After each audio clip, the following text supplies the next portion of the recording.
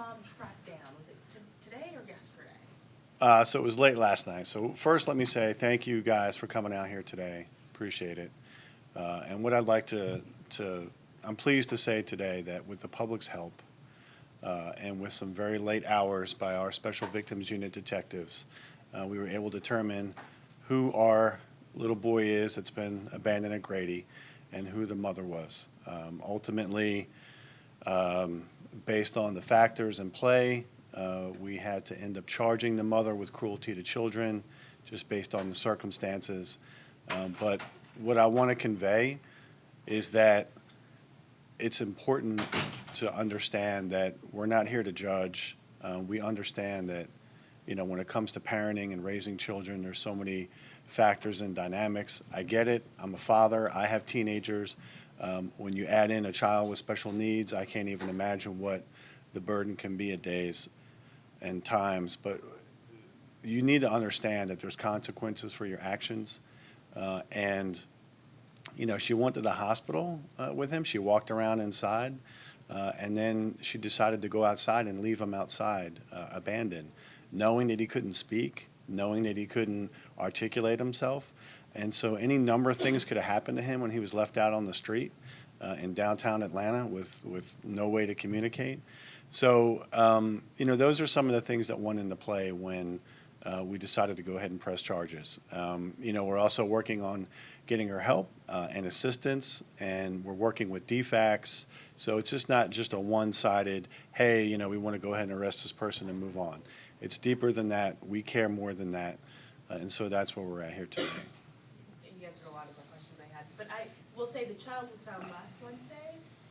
Why did you guys wait till just yesterday? So there were a couple of things in play. We were hoping that we would be able to determine ourselves who he was through hospital staff. And we were hoping that whoever dropped him off would come back or somehow, we didn't know what the circumstances were. And so that was the couple days of delay in just trying ourselves to figure out who he was and hoping that whoever left him there would come back, or at least we get some kind of clues. So, did you guys get a lot of tips after all?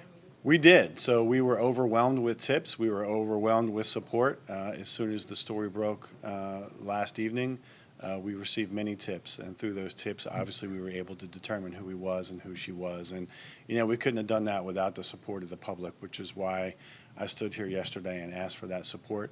Got it, and we came to this conclusion. So if we can do it with this, we can do it with other things too. So. Sure.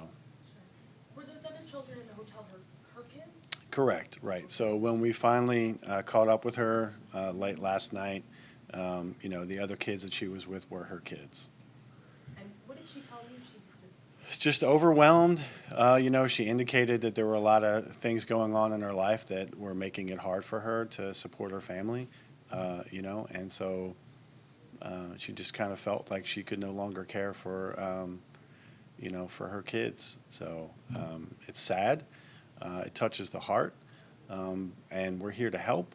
But unfortunately, there's also consequences for your actions, and so that's the other part of it too. So. Would there have been a right thing to do here if for somebody that was overwhelmed like that?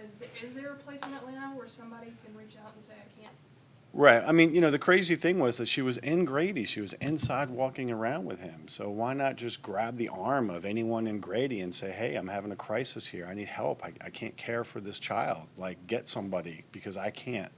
I mean, while she was in the inside of the hospital, it's feasible that she could have just, just grabbed somebody's arm that had the Grady label on and say, hey, I need help. So, that's, those are the kind of things that go into where there's consequences for not taking those steps. So. Did she say she was a single mother? Yes. And you guys said you wanted to help. What does APD want to do? We've gotten so much feedback from people wanting to help. So, when it comes to direct support, our sister agency that we partner with in our Special Victims Unit is the Department of Children and Family Services, DFACS. Not just for kids that are abandoned, but kids that are abused and neglected and victims of assault. DFACS is our partner, and we couldn't do it without them. So I would say all the support should go to DFACS, especially at this time of the year. with all the kids that they have in the foster system and all the help they need, that's where I would direct the support to. And are the other 3 children that were with her, are they all in DFACS custody? They are currently being evaluated in DFACS custody, yes, at this time. So, and DFACS is going to reach out to maybe other family members that might be able to help out and just kind of get a picture of what the family structure and the situation is. But for right now, they're being evaluated by DFACS, yeah. And you kind of explained the main question I had. We had a lot of comments saying, why charge her? You know, a lot of people thought maybe, obviously the safe haven law does not apply here, but Correct. it's just more, there's consequences to the child who's outside. Right. Could have been worse.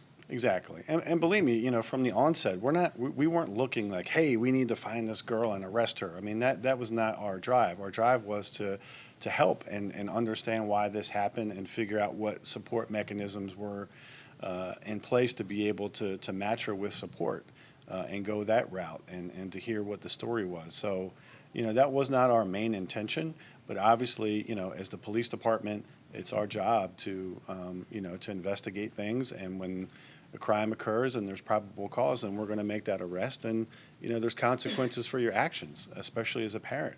You know, when you take on the responsibility of becoming a parent and raising children, there's certain things that go along with that, so. So, Anything yeah. else we should know? No, I mean, you know, so obviously, you know, he's his name's Sheldon. He's 14 years old. He's a cool kid. You know, obviously he didn't deserve to be abandoned out on the street in downtown Atlanta. And, you know, I know that there's a lot of love and support out there that's come flowing in. And we hope that he just, you know, receives that, especially during the Christmas season.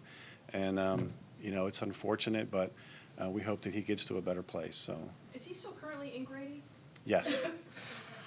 And what are his Yeah. next steps? I mean, are you hoping to get him placed in a Yeah, home? Or right. So do you have a DFACS is, timeline for right, that? so now that DFACS knows who he is, you know, they can look at things like his medical records and, you know, where he's gone to school and, you know, and try to figure all that out in placing him with a family that can love and care for him. So, yeah. Questions, guys? Good. Good. Thank you. Thank you. Appreciate it.